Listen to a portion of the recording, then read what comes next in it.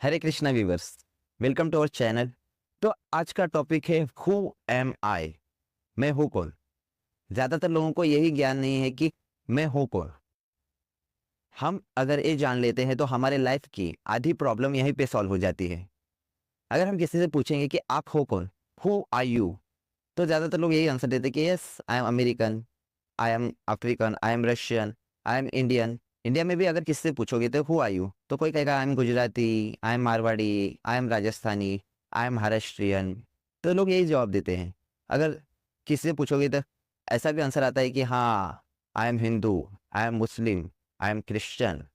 Example, अगर हम किसी से पूछ रहे हैं who are you, yes my name is Vicky Singh, I am son of Vijay Singh, I am Vicky Vijay Singh. तो ये तो आपके जन्म से नाम हुआ। जन्म से पहले आपका क्या नाम था, आप कौन थे? तो कंफ्यूज हो जाएगा, अरे भाई तू पूछ क्या रहा है, क्योंकि उसे उसके बारे में ज्ञान नहीं है कि वो है कौन। उसी तरह हमें भी ये ज्ञान नहीं है कि मैं हूँ कौन। हमें हमारे बारे में ज्ञान होना बहुत ज़रूरी है, क्योंकि जो भी हम करें वो मीनिंगफुल हो, लॉट ऑफ इंटेलिजेंस से भरा हुआ हो और पर्पसफुल हो। इसके लिए हमें खुद के बारे में ज्ञान होना बहुत ज़रूरी है। एग्जाम्पल, जैसे हम मैथ्स की कोई प्रॉब्लम सॉल्व करने के लिए बैठे हैं, अगर हम शुरुआत में ही गलती करें और बाकी के जो फॉर्मूलाज है वो सही लगाएंगे, तो क्या हमारा आंसर सही होगा? नहीं, क्योंकि हमने शुरुआत में ही गलती की है। इसके लिए उसी तरह हम अगर ये नहीं जानेंगे कि हम है कौन, हमारी शुरुआत क्या है, अगर हमें इसी के बारे में ज्ञान नहीं होगा, तो हमारी लाइफ में आने वाली प्रॉब्लम्स को हम कैसे सॉल्व कर पाएंगे? इसकी वजह से क्या होगा, एक तो हम लाइफ में दुखी रहेंगे, अनहैप्पी रहेंगे एंड डिप्रेस रहेंगे, जिससे हमारी लाइफ में आने वाली प्रॉब्लम को हम सॉल्व भी नहीं कर सकते। इसके लिए हमें ये जानना बहुत ज़रूरी है कि मैं हूँ कौन। जैसे भगवत गीता में भगवान श्री कृष्ण ने अध्याय नंबर 2 श्लोका नंबर 13 में अर्जुन जिसे कहा है, देहिनोऽस्मिन् यथा देहे कौमारं यौवनं जरा तथा देहांतर प्राप्ति धीरस्तत्र न मुह्यति। इसका अर्थ क्या है? भगवान श्री कृष्ण अर्जुन जी से कहते हैं, देहधारी आत्मा ने इस शरीर को धारण किया है। इसका अर्थ क्या हुआ? आत्मा ने इस देह को धारण किया है। जैसे हम कपड़े धारण करते हैं, कपड़े पहनते हैं, उसी तरह आत्मा ने इस शरीर को धारण किया है, इस शरीर को पहना है। जैसे कुछ समय बाद एक कपड़ा खराब हो जाएगा तो मैं चेंज कर दूंगा, उसी तरह आत्मा भी कुछ समय बाद इस शरीर को, जब ये शरीर खराब हो जाता है तो इस शरीर को छोड़कर दूसरे शरीर में चली जाती है। जैसे बचपन से लेकर जवानी तक, जवानी से लेकर बुढ़ापे तक ये आत्मा इस शरीर में ट्रैवल करती रहती है और मृत्यु के बाद वो दूसरे शरीर में चली जाती है।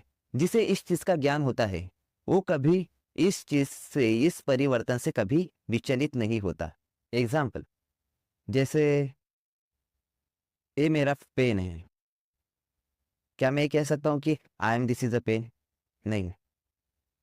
अगर मैं, ये मेरा हाथ है, चलो बॉडी लेवल पे आते हैं, ये मेरा हाथ है, मैंने कहा ये मेरा हाथ है, मैंने ये नहीं कहा कि मैं ये हाथ हूँ, क्योंकि ये हाथ और मैं, ये दोनों अलग चीजें हैं। वो दूसरी चीज क्या है वो समझना हमें बहुत जरूरी है।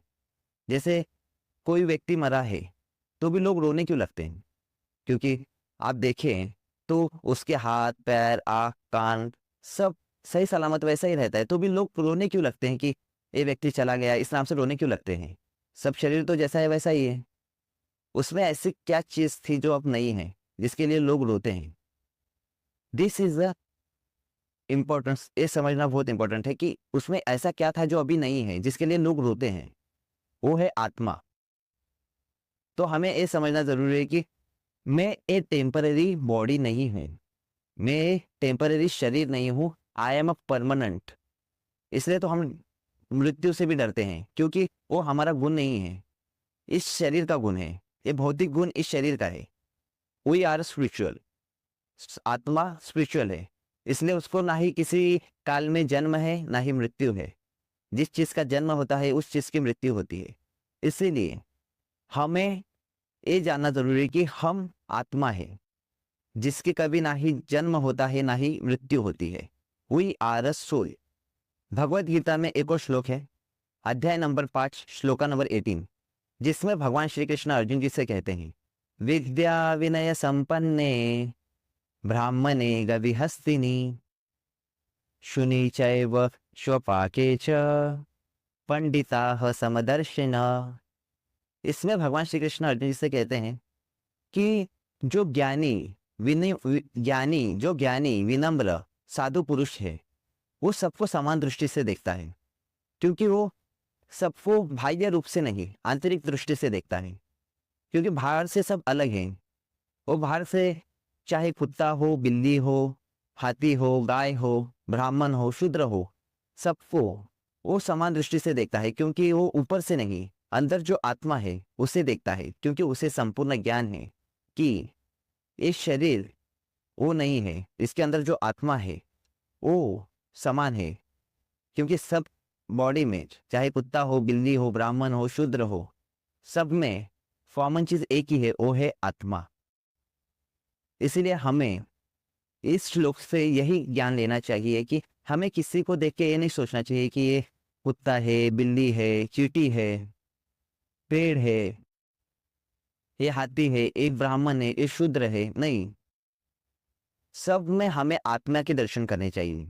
सब में आत्मा है और वो आत्मा भगवान की अंश है, तो हमें हर आत्मा की रिस्पेक्ट करनी चाहिए, चाहे वो कुत्ते के शरीर में हो, चाहे वो बिल्ली के शरीर में हो, चाहे वो हाथी के शरीर में हो, चाहे वो ब्राह्मण के शरीर में हो, चाहे वो शूद्र के शरीर में हो।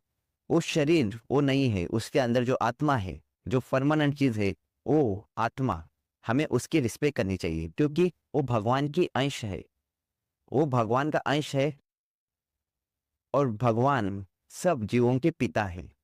Because of we are soul, son of supreme soul. तो आज के लिए इतना ही। अगर आपको ये वीडियो अच्छा लगा हो तो अपने ज़्यादा से ज़्यादा दोस्तों को ये वीडियो शेयर कीजिए, ताकि उनको भी पता चले कि वो कौन है, जैसे आपको पता चले कि आप कौन हो।